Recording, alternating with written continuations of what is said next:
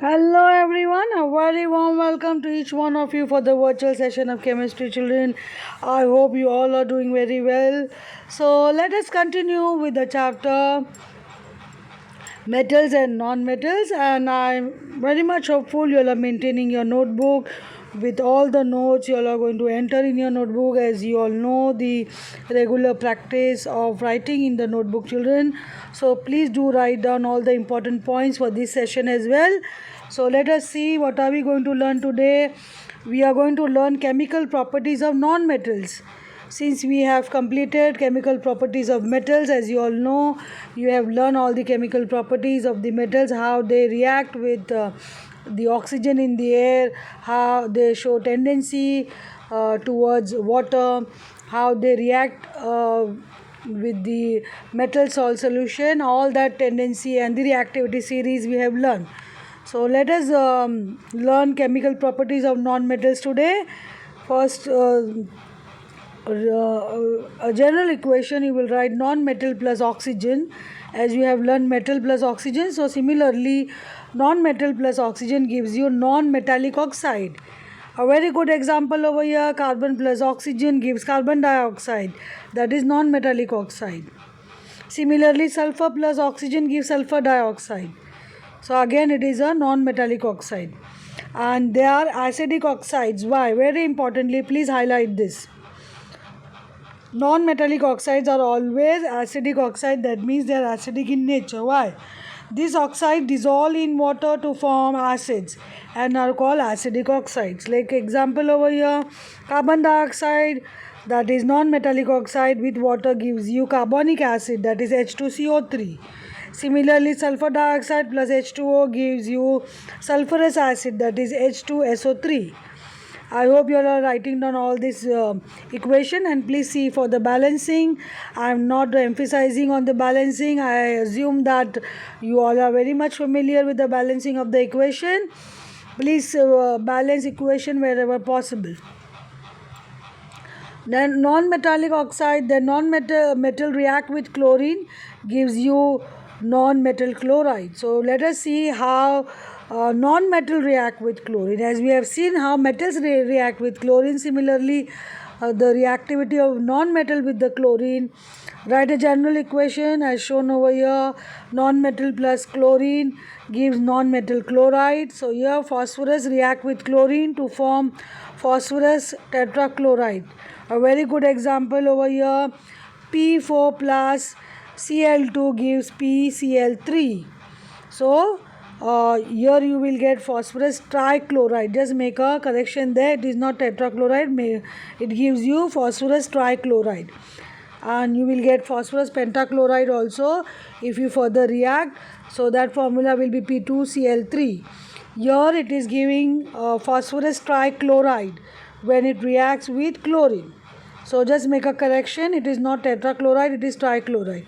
Similarly, non-metal with hydrogen gives non-metal hydride. One equation you can just write to have a clear idea about the reaction of the non-metal with the other chemicals like chlorine.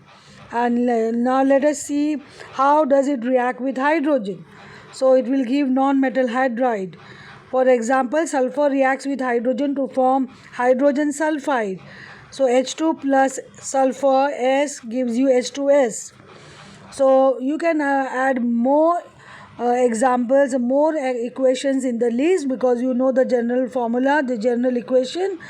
So once you know the general equation, under that head, under the roof of the general equation, you can list down many. So here you get hydrogen sulfide, where sulfur react with hydrogen.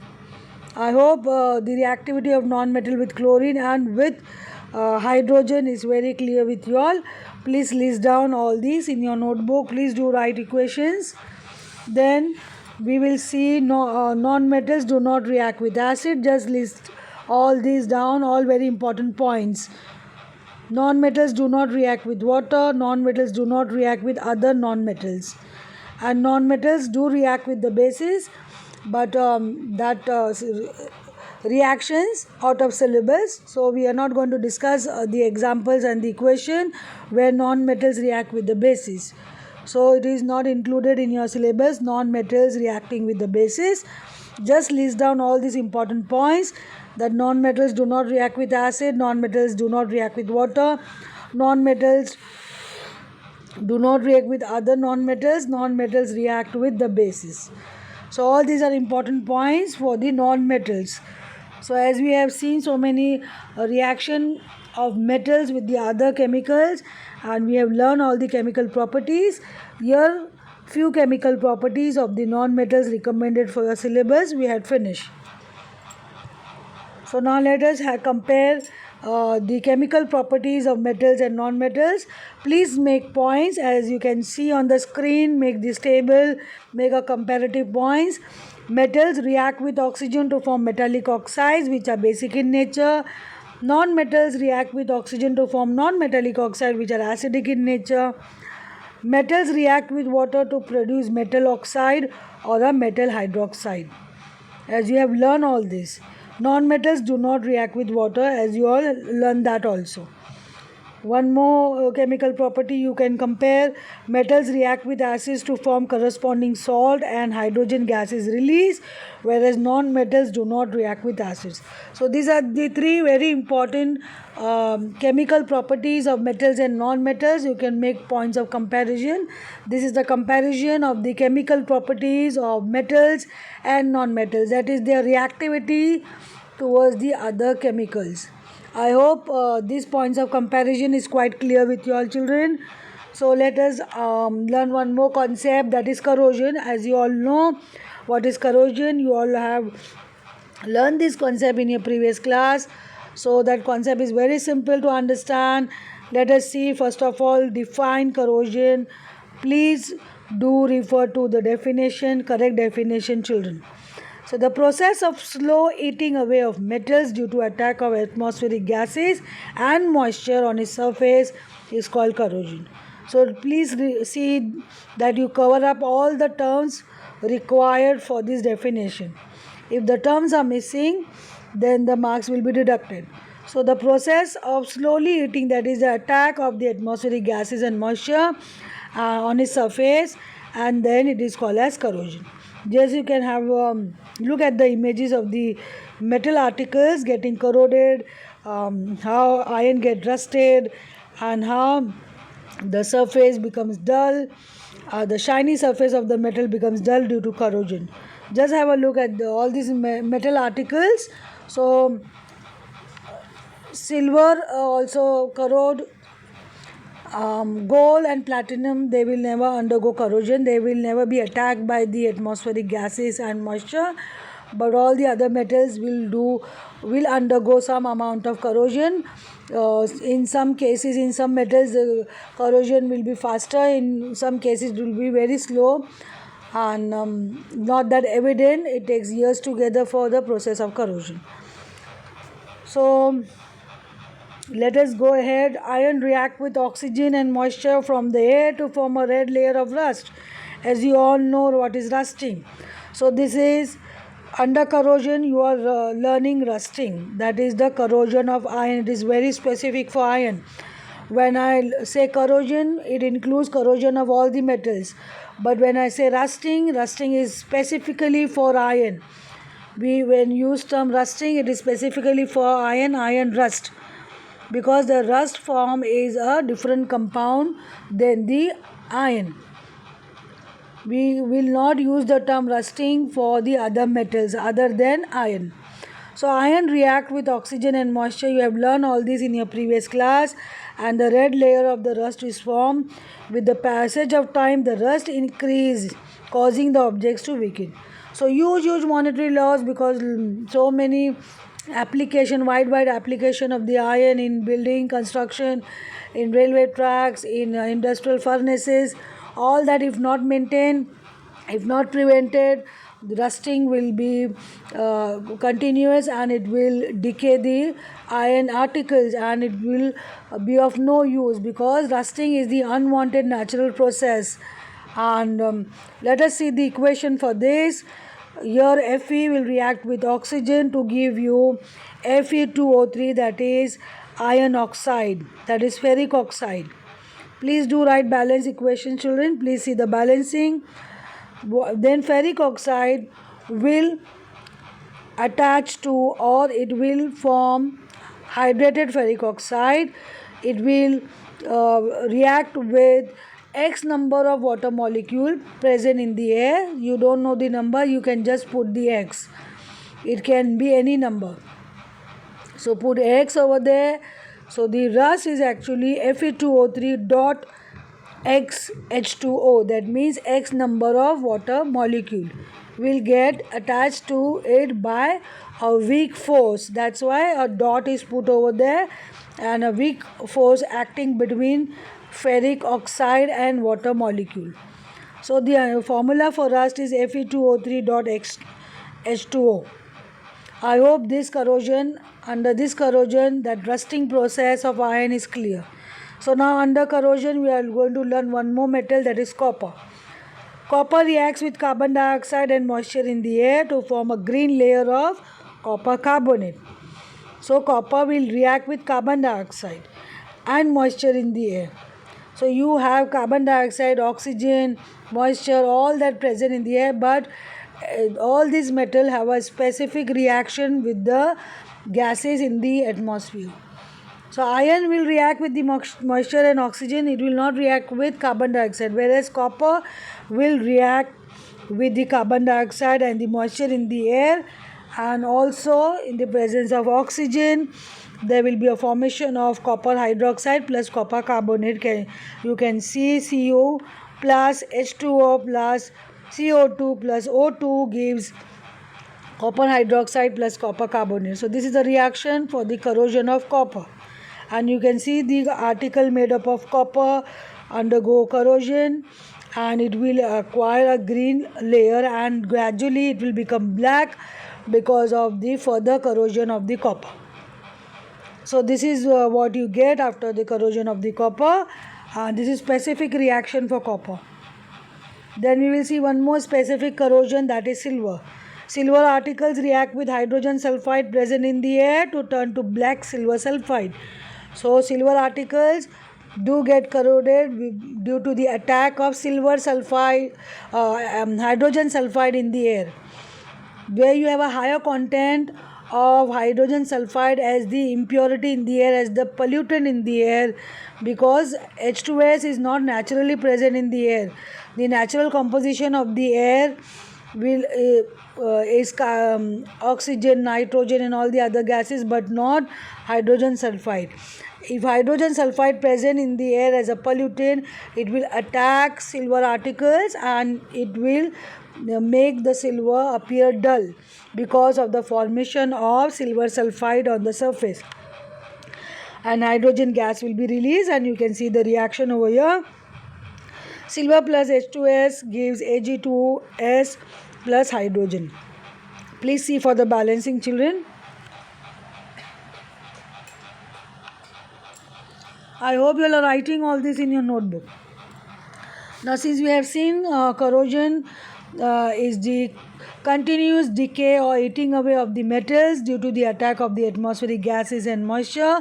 So just to prevent the monetary loss, we don't want to have huge monetary loss. We need to take care of the metal articles. We need to prevent corrosion. So there are various methods. Let us see what are the ways by which we can prevent corrosion. First of all, painting. Here the idea should be, the logic behind prevention of corrosion is to cut off the supply of the various gases and the moisture from the surface of the metal. So we will have all those methods designed accordingly. So painting the surface of the metal after cleaning it thoroughly is the most common method of preventing corrosion. The paint keeps air away from the metal surface. Applying grease or oil on the surface has a similar effect. So painting, greasing, oiling also will help. Galvanizing, one more very important, a very good method, where clean iron sheets are dipped in molten zinc to deposit a layer of zinc on it, and this process is called galvanization. So it is just on a molten zinc metal, that is molten form, that means almost 450 degrees Celsius. Zinc will melt and it will be in the melted form, and you're dipping the iron article so that it will get a coating of zinc metal, and which will help to reduce or slow down the process of rusting. The GI water pipes available in the market made up of galvanized iron. The iron pipes which you see get a silvery coating nowadays. It appears silvery because of the coating of zinc, that is galvanization is done. So GI pipe, they are long lasting because they are galvanized, and galvanized iron does not rust even if there is a scratch in the zinc layer. So this is how two important method we discuss, and then let us see more. Tinning, it is a process of giving a coating of tin. As you give a coating of zinc, again you are melting tin and bringing in the molten form, and then you are giving a coating of tin. Cooking vessels made up of copper and brass, they get greenish coating due to moisture or due to the foodstuff. Thus greenish coating is poisonous, therefore they are given a coating of tin. So when you are using such articles, copper vessels or brass vessels, tinning will definitely help to prevent the corrosion of the metal, and also it will take care of the acids in the foodstuff. So tinning can be done as you do galvanization. Your tin is used for giving a coating on the copper vessels or brass vessel. Brass is an alloy of copper and zinc. So even brass corrode, it will acquire some kind of dull surface due to corrosion. So copper and brass can be protected with the help of tinning process. Electroplating. In this method, metal surfaces are covered with another metal by using electric current, and thus corrosion is stopped. Spoons, handles of cycles, rims, taps, and many other articles are electroplated. So you get electroplated watches, you get electroplated bracelets. Because of expensive metals like nickel and chromium can be used to give a coating on such articles, all those decorative articles. They look beautiful, gives aesthetic value to the articles, as well as it becomes long lasting because it is going to give a protective layer to the metals, and this is done with the help of electricity. And a coating is given of another expensive metal like nickel and chromium. And you must have seen the electroplated, you must have seen somewhere 24 karat gold plated watches or 24 karat gold plated bracelets. So it is just a coating of 24 karat gold. It is not actually 24 karat gold, it is a plating, and that a thin fine coating of gold can be given with the help of electrolysis. That is the electroplating method. I hope this is very clear with you all, children. So alloying is another method. You have learned alloying. Some metals when alloy with other metal, this is the alloying. That means forming a homogeneous mixture of two or more metals and getting a desirable quality. You have learned about alloying, children. You can make a note on that. Alloying like brass made up of copper and zinc. So all that alloying can be done, and please refer for alloying. Please do some research, and please make some note for alloying. Find some alloys like solder, then bronze medals you have. They all are alloys, and two or more metals are mixed so that they become long lasting.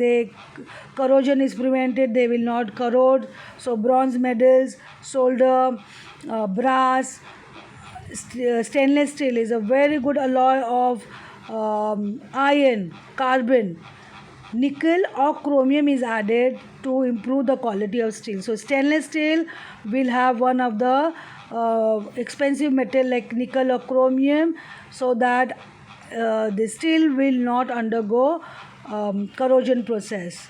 So stainless steel is a very good quality of steel, where nickel or chromium is one of the metal used for alloying along with iron and carbon. So please do some notes on alloying, children. Do that part.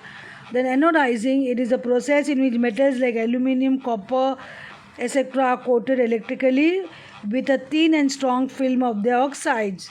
So anodizing also makes the articles made up of metals, it becomes long lasting because of the anodizing. It becomes more durable because aluminum, copper and all, when they are anodized with the help of electricity, the thin and a strong film of the oxides are formed which protects them from corrosion. So here what we are doing, we are putting a coating of oxides of that metal. Like when you are anodizing aluminum, you are putting a coating of aluminum oxide, and that makes it durable, long lasting, it will prevent corrosion. So anodized aluminum articles such as soap cases, handles, doorknobs are commonly used, become more resistant to corrosion. Stainless steel is an alloy of iron which does not rust easily. So you can just put this point in alloying, as I've told you what is stainless steel. All these are the methods to prevent corrosion, children. I hope these methods of prevention of corrosion is clear with you all. So here we come to end of the session, children, and I hope you all are making all the important points in your notebook. Please do write in your notebook. Please practice writing wherever necessary. Please put chemical reaction with balance equations. Thank you, children, and have a wonderful day.